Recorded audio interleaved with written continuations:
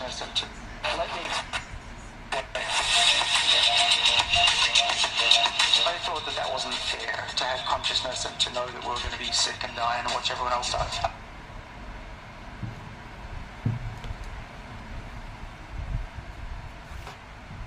I was inspired by my grandmother, who told me that humans can do better. Do you think there is an upper limit to human aging? It's not even a question.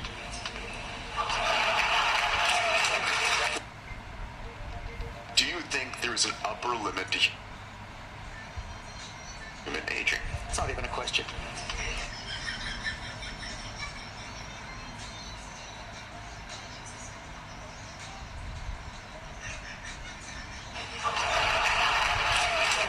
Let me explain.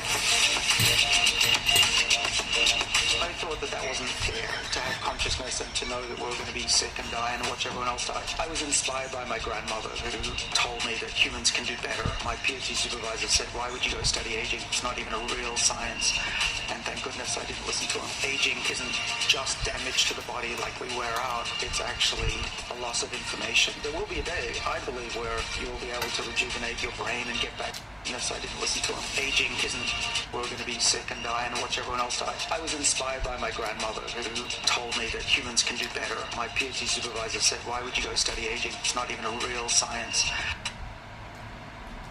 And thank goodness I didn't listen to him. Aging isn't just damage to the body like we wear out. It's actually a loss of information. There will be a day, I believe, where you will be able to rejuvenate your brain and get back memories, get your ability to learn again. Well, I'm no longer talking about slowing aging. I'm talking about true age reversal. Multiple times there's a backup copy of information in every cell. And that fact that there is a backup copy changes everything. There is no law that says we must age. Remember that. Welcome to Moonshots and Mindsets. One of my favorite conversations from Abundance 360 this year was a fireside chat with Dr. David Sinclair, known around the world as one of the leading, if not the leading thinker on age reversal and epigenetics. David is a professor at Harvard Medical School who studies aging and longevity. He had just published an epic paper in Cell about the work he's done over 13 years on how to accelerate aging from epigenetic changes and then reverse that aging. In this segment, we're going to be diving into the work that he's most recently done and where he thinks it's going. You know, I'm a fan of David, a big fan. I've donated to his lab. I've written about his work in the book that I wrote with Tony Robbins called Life Force. I promoted his book, Lifespan, David Sinclair's book, probably more than I've promoted my books. He's one of the most exhilarating thinkers, a dear and beautiful soul. We're going to be visiting David during my Longevity Platinum trip this coming August and going to his lab. And I'll probably have a follow-on podcast when we dive into some of the deep science that he's doing.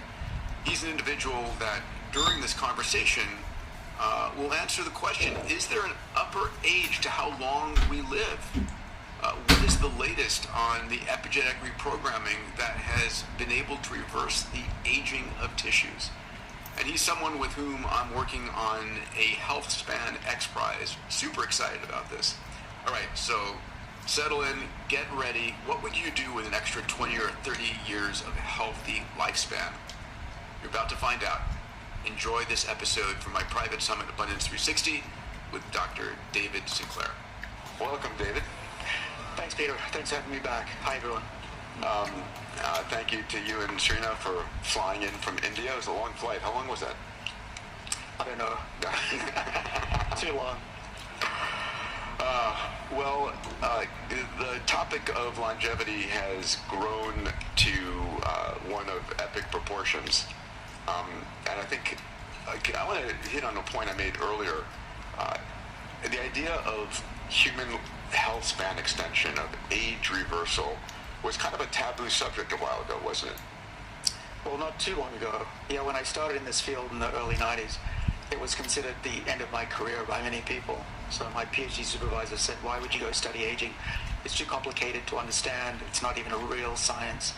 And thank goodness I didn't listen to him. Yeah. So remember that for our students out there watching. What was it that got you to move into that direction? Was it a personal passion? Was it an inkling? It was definitely more than an inkling, and still is.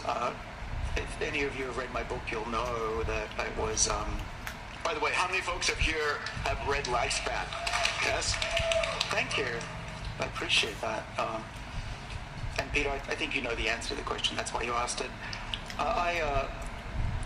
I was inspired by my grandmother, who told me that humans can do better, and that's what I love about what Peter does here. That's the vision. It's that we can always do better. There's a bright horizon that we need to get to.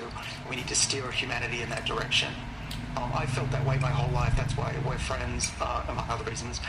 And so she said when I was 4 years old that everybody I knew, including my pets, were going to die, and it's not going to be pretty, and then I'm going to die. And as a 4-year-old, that was a bit of a shock to be told that. And we all learn this around the same age, but we forget about it because it's too painful to live every day knowing that fact. As sentient beings, as conscious animals, it's really a burden that we bear. And I thought that wasn't fair, to have consciousness and to know that we were going to be sick and die and watch everyone else die. That was at age 4. And then at age around 15, 16, I thought this new technology called genetic engineering could actually tackle this problem in a way that had never been done before. So I set my sights on that. Let's go to January 12th. You published a paper in Cell. You published a few landmark papers, this one being amongst them, that showed the ability to control aging using epigenetics in mammals. What were the major points of that paper? Because it definitely cemented your work and this concept of the information theory of aging. Yeah, so the information theory of aging, as it's called, I formulated when I was still in my 20s. I woke up in the middle of the night with this idea. I guess it was delivered to me by muses. I wrote it down in my notebook, and I still have that notebook in my office, and I've been going off that playbook ever since. And that's the idea that aging isn't just damage to the body like we wear out. It's actually a loss of information that we inherited from our parents and built on during development. And yeast cells have that problem, and we just finally published, when was that, 25 years later, that we mammals have the same issue. And by understanding, I think, a large part of why we age, we were able to control the aging process in a colony of mice, driving them forwards and backwards in their age and making them get diseases. And now we're even reversing those. That's spectacular. So one of the questions we asked everybody when they walked in here was to put on their badge, how old do you think you will live? And, I think the 90% had 120 or higher. But I think what's happened is society has trained us to have certain expectations, right? If your parents or grandparents have made it to 75 or 80, you expect that. And when you hear the oldest living human being is 122, 123, you think, okay, there's a brick wall there. One of the questions I'd love you to share, one of the answers I'd love you to share is, do you think there's an upper limit to human aging? Well, I know there isn't. You know there is not. Yeah. It's not even a question.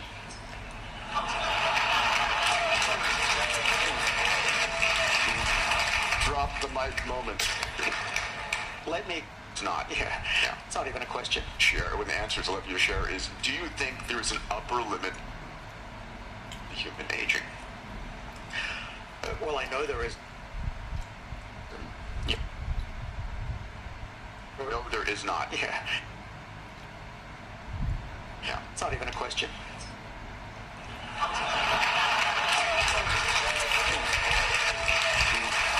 Drop the mic moment. Let me explain. There are lots of reasons why I give that answer. To me, it's self-evident, but for some people it isn't. And there are critics of this idea that we can live beyond 120. But one of the best examples is that we've been able to extend the lifespan of every species that we've tried to extend the lifespan of, and we're no different from those species. That's point one. The second is that there are many species who are very similar to us genetically, biologically, that live a lot longer than we do. The best example would be the bowhead whale, but a lot of whales live longer than us. and that, they have children, they're conscious, they produce milk. So we just need to mimic what they have that allows them to live so long. And I think we have a much better idea now of how to do that. And so, there is no law that says we must age. Remember that. So one of the things that's going on, we've spent the last few days talking about massive advances in AI and quantum computing and sensors, networks, big data. And the realization is we're in a period of very hyper growth of these technologies. And as Ray Kurzweil, who will be speaking tomorrow morning, talks about the bridge to a bridge, that your job is not to live now to do something that's going to get you an extra 100 years. It's to get you the next 10 healthy years to intercept those technologies. Do you agree with the idea, David? I think you do, but maybe your time frame is different, that this next decade is very different than any time ever. Oh, for sure. So we're already many decades ahead of where I thought we would be technologically from when I started. I thought I was working to help my children and future children and grandchildren, but it turns out that the pace of discovery has gone way faster, and that's partly due to technology. We can now do an experiment that analyzes billions of genes in the same time frame in a day that used to take us years of work and billions of dollars, and that allows us to do very quick experiments. The other thing that makes me super positive about this is that we've made I think we've made a major breakthrough in our understanding of not just why we age, but also how to control that process. And the turning point in my career was the discovery that there's a backup copy of information in every cell, in everybody's cells, and that backup copy can be accessed, and there's a switch that you can flip that allows cells to reset their biological age and function again as though they were young, because literally they are young again. And that fact that there was a backup copy changes everything. I'm no longer talking about slowing aging. I'm talking about true age reversal multiple times. And I don't get laughed off stage anymore when I say that. Do you want to give it up for that?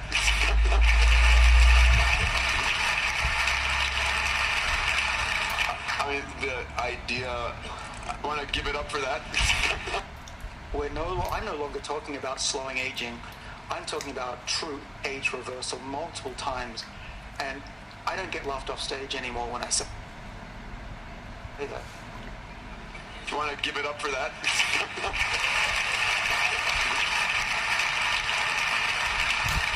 I mean, the idea that we aren't tied to the tyranny of aging and death is extraordinary. It changes everything. Hey everybody, Peter Diamandis here. I've been asked over and over again, what do I do for my own health? Well, I put it down in this book called Peter's Longevity Practices. It's very readable in just an hour. In the book, I cover longevity diet, exercise, sleep, my annual found upload, meds and supplements, longevity mindset. It's literally consumable in just an hour's time. Hopefully to incentivize you to make a difference in your life, to intercept the technologies coming our way. If you want this, it's free. Just check out the link below and download it right now. The evidence that you have for this backup copy, there are a few things you speak about in your book and your podcast. Could you speak just a few examples there? Right. Let's see. We've got some visuals we could call up, actually. So let's call up the slide with the four faces on it, the top right on our guide here. Slide 6, I think it is. Yep. That's a good one. All right. So let's do a show of hands. So how many of you have heard of the epigenome, or at least epigenetics? Hopefully everybody's raising your hands. Okay. All right, we're done. Good. They're all good students. All right, so the concept is that what we've realized is that most of disease and disability is not driven by our genes. It's actually controlled by the regulator of those genes, which is the epigenome. One of the best examples of that are these people here. So these are individuals from two sets of twins. These are in Denmark, a very large study of Danish twins, looking at the effects of genes versus environment, or epigenetics, which is what responds to the environment.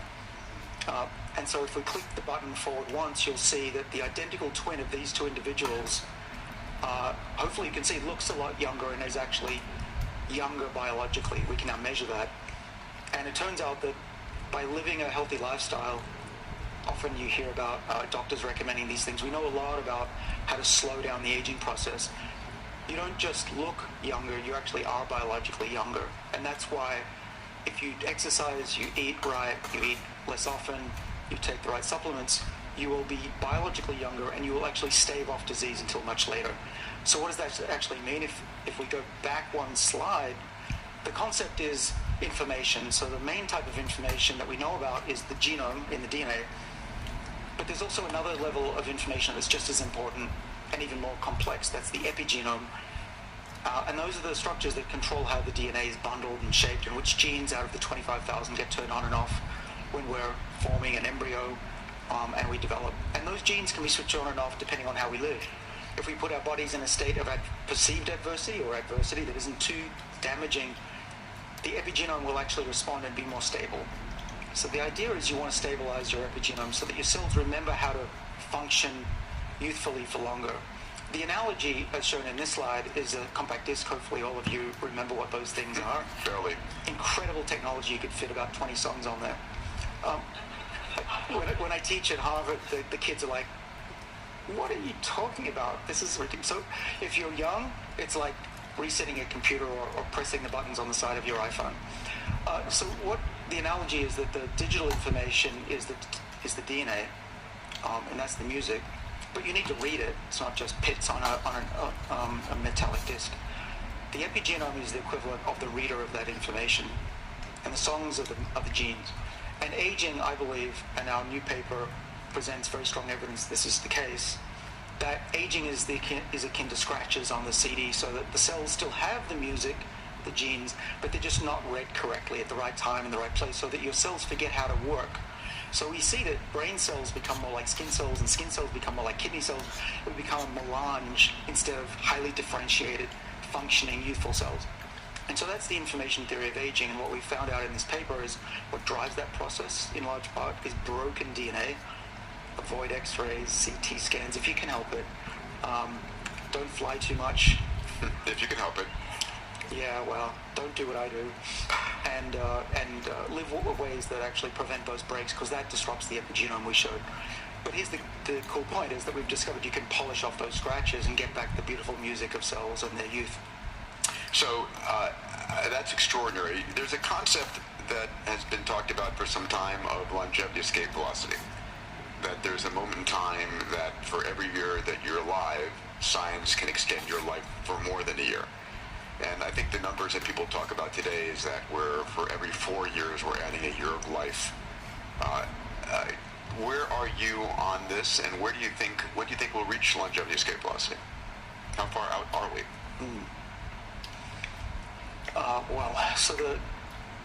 So we get about 3 months for every year we stay alive, currently, without breakthroughs like the one I'm talking about. Let me give you an update. So we get about 3 months for every year we stay alive, currently, without breakthroughs like the one I'm talking about. Let me give you an update on where we are today. Please, and whatever you're willing to say, I know some of it's amazing. And we can extrapolate from here, but remember, it's not linear. Yes. There's one thing you know from this conference. The journey has been a rapid one. We made this discovery that you can reset the age of cells, human tissue, mouse tissue, living mice. What is it now? It's about 5 years ago. It was published 3 years ago.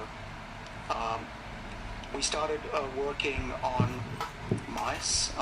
We reset the eyeballs of mice to be young again. They got their vision back. No.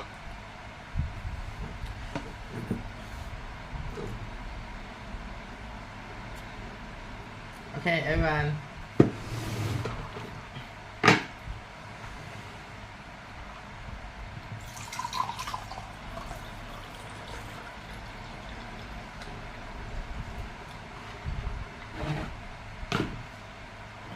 Why I pour the water into my cup? Because I want to know how much I eat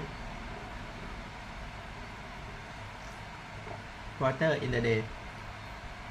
You should eat like this, maybe 7 or 8 a cup of water. This is 2 cup water. 1 is a green tea and 2 water.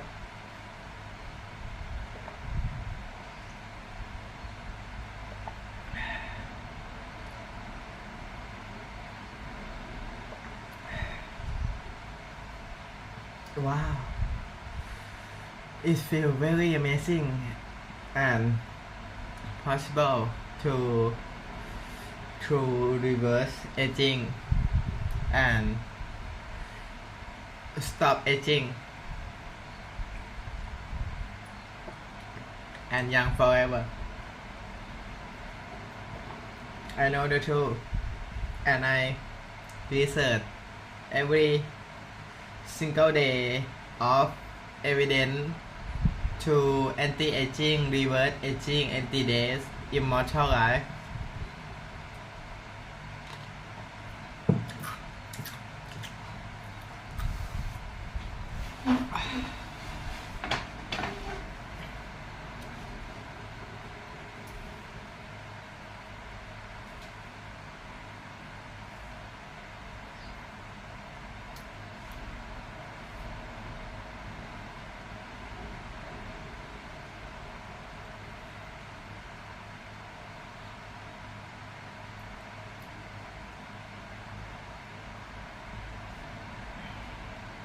Today is 12. Today is 12 November 2024. Wow, this is my guest body and healthy life.